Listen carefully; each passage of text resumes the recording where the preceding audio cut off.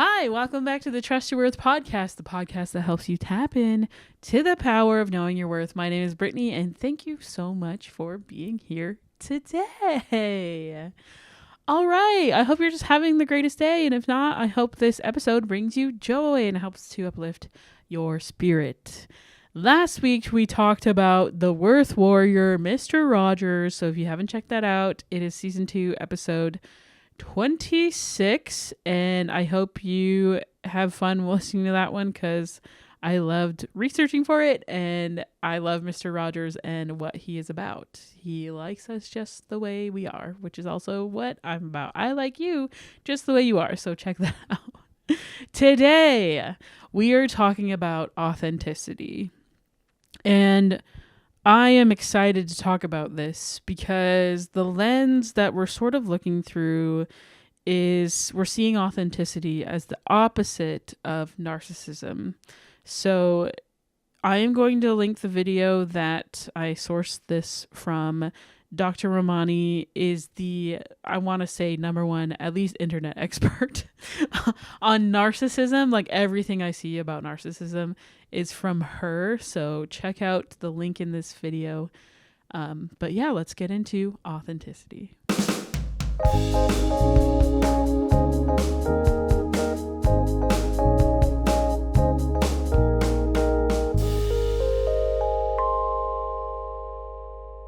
Okay, so authenticity, if we were to break it down to its simplest form, like the most succinct definition, I would say it is to feel comfortable in yourself or living in your truth. So being so true to yourself, that is authenticity. So Dr. Ramani brings up this study that she also sourced, but basically they broke down authenticity within the study, and there was kind of like a couple parts to it. So I'm just going to go through a couple of those. So authenticity means you have awareness. So you know how you feel and you know what motivates you.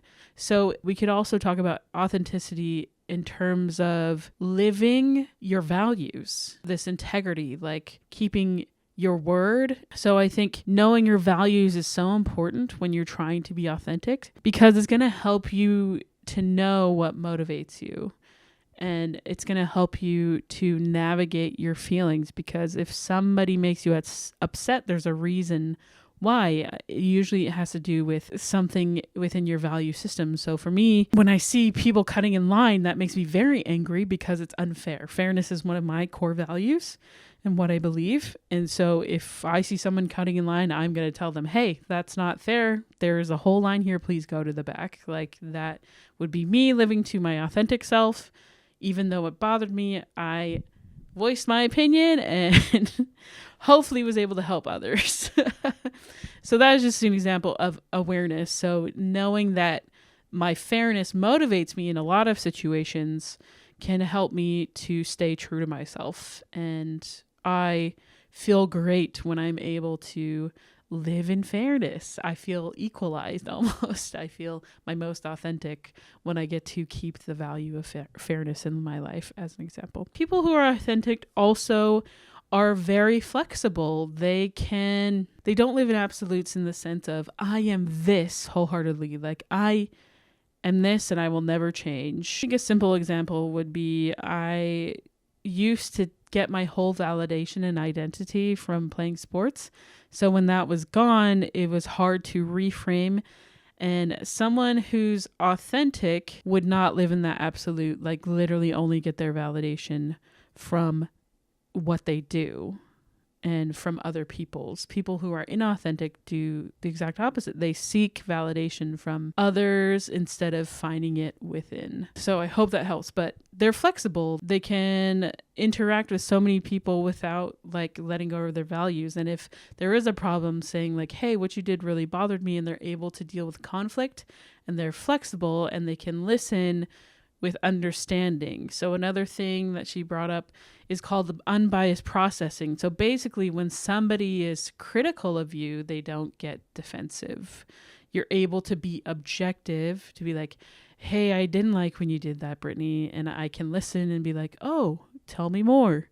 I'm so sorry that I hurt you that way. I didn't realize. I will try to be better. Instead of like, hey, Brittany, I didn't like how you did that, handle that situation. Or like, well, I don't like how you handled the situation. Like, you're the one who triggered me. Like, you know what I mean? You can hear the difference of like being able to listen objectively and fairly, because everyone has good and bad in ourselves. And so we have to take both into account. I feel like, especially if you're a woman, you tend to focus on your negative aspects, but we need to keep that balance. And we also need to focus on the good aspects of all of who you are.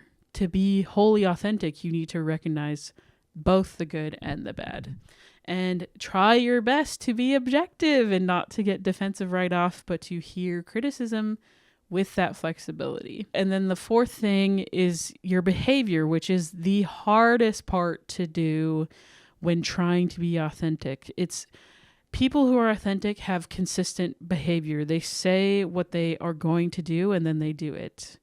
So they have that trust in themselves, they have that integrity, and their behavior is in line with their values.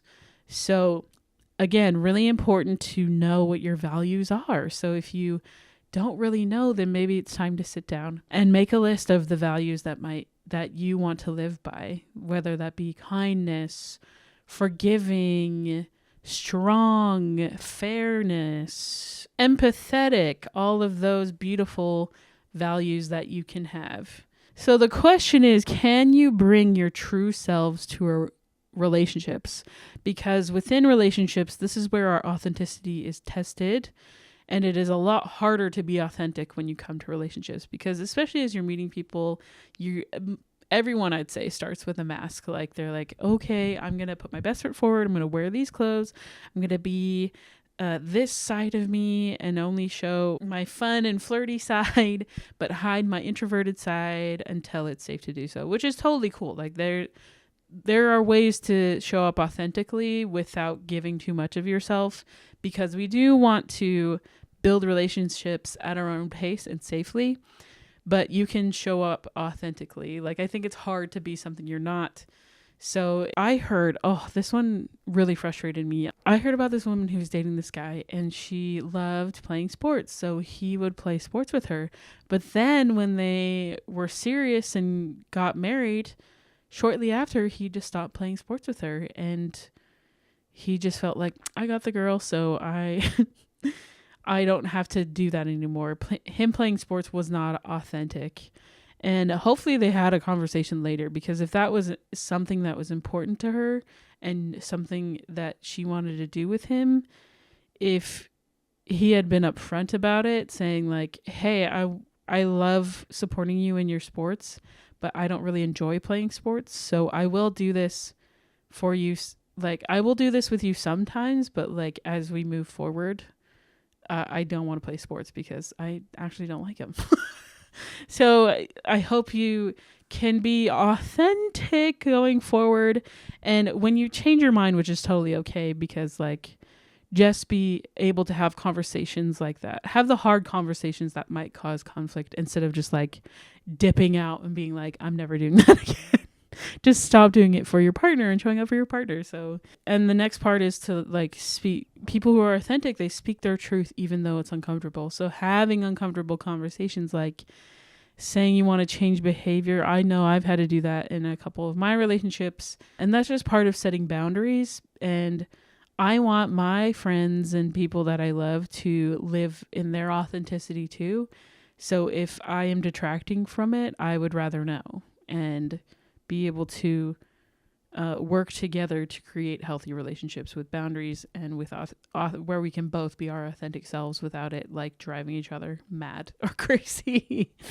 I hope this helps. So then Dr. Ramani goes into specifically when you're trying to be authentic in a relationship. People who are authentic in relationships show up in their relationships and they say they'll be there, and then they actually are there for them when they need them. They also are able to see those around them and do not idealize them. So put people on a pedestal, or like they can see their partner in their good and their bad and accept those things fully and not not be naive to their partner's faults. They don't fake it till they make it. They show up as themselves.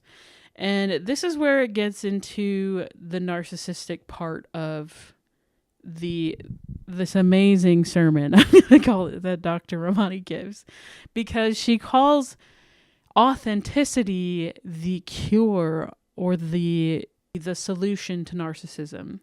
So let's go more into inauthentic people as well. So I'm going to read this direct quote from Dr. Ramani.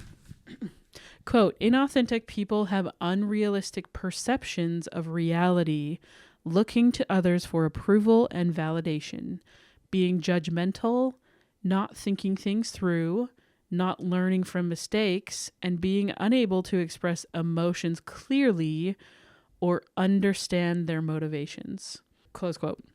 This to her sounds like narcissism. I totally get that. I've been all around narcissistic people for a lot of my life, and I can definitely see that, where the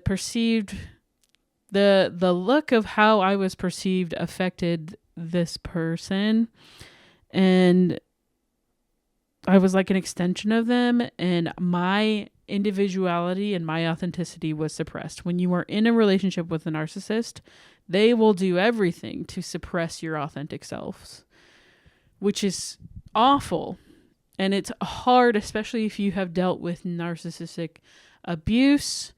Then being authentic is going to be really hard and foreign for you. It's going to feel like selfishness when you attempt to be authentic in any way to yourself, when you attempt to be true to yourself, because a narcissist will gaslight you, they'll humiliate you, they will shame you, and they will threaten you. That's how scary it can be when you are trying to be authentic in a narcissistic relationship, because they cannot handle our authenticity. Authenticity shoots through to the core of who they are and what they are trying to hide.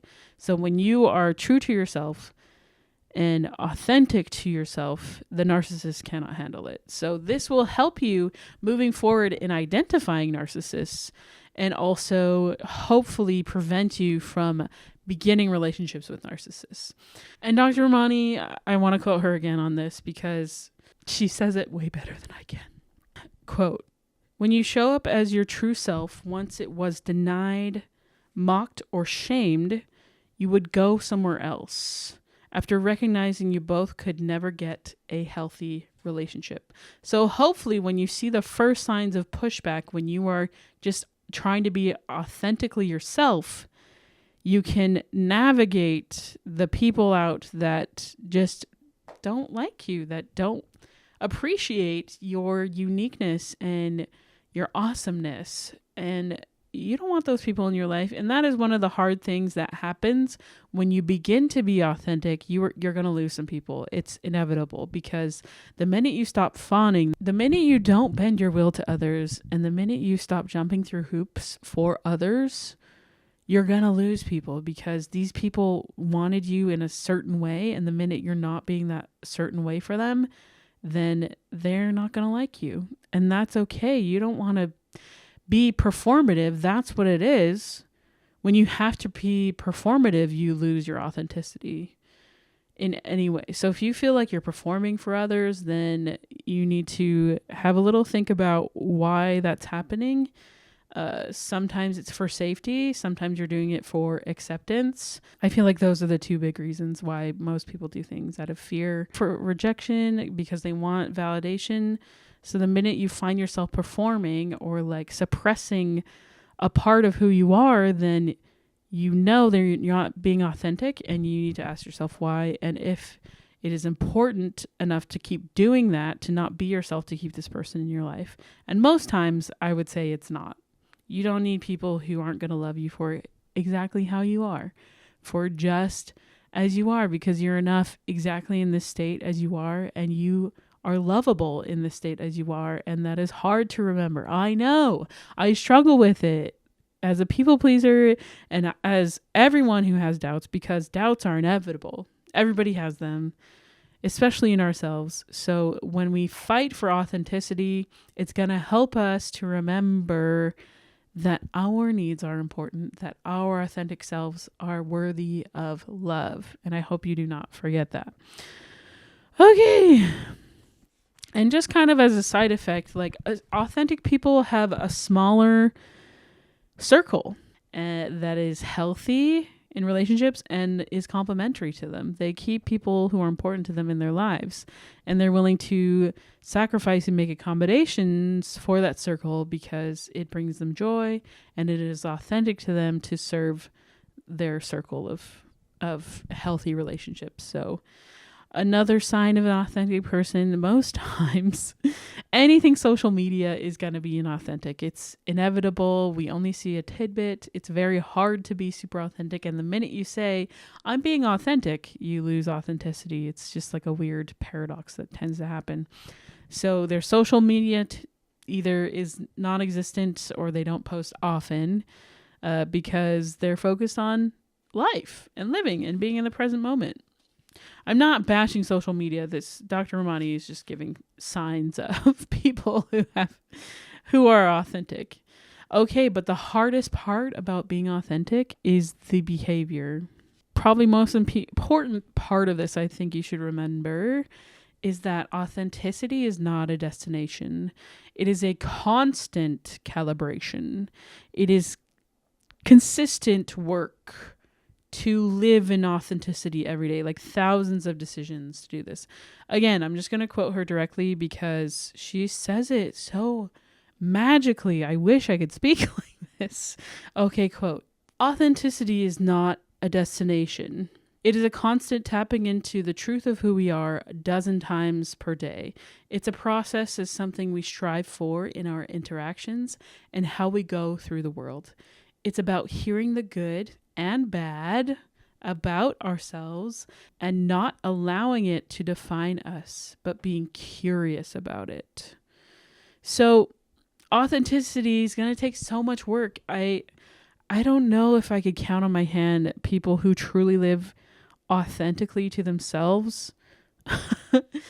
I feel like I know some people who come pretty close and who strive to do the best they can to be authentic every day.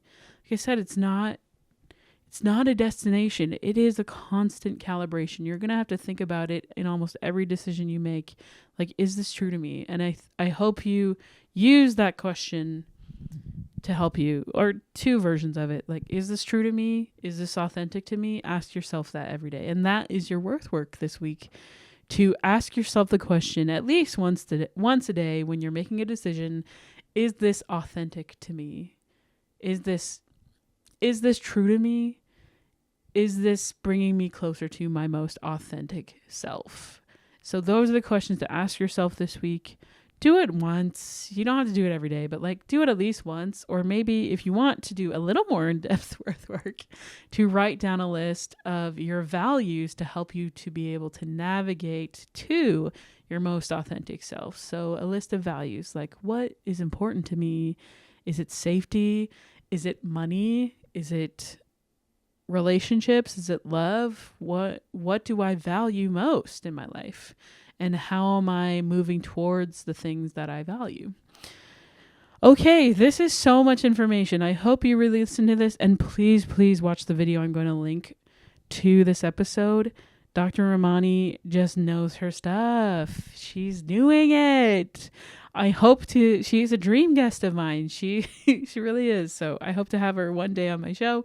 But until then, I hope you listen to her words of wisdom on authenticity, and I hope that you enjoy trying to be your most authentic self, because when you feel aligned and authentic, I think it truly does help you to not only remember your worth, but help you to live within the feeling of joy throughout your life. Okay, thank you so much for listening. As always, you can find me at trustyourworth.com or on Instagram at trustyourworthpodcast, and TikTok, same thing, and YouTube, same thing. So check out all of those things. If you want to follow me on my fun page, it's at Brittany_ELLE. And thanks so much for watching and listening. And if no one has told you today, You are worthy of love just as you are. You don't need validation from others to know that. Okay? And yeah, don't forget to trust your worth. Thanks for listening. Have a great day. Love you. Bye.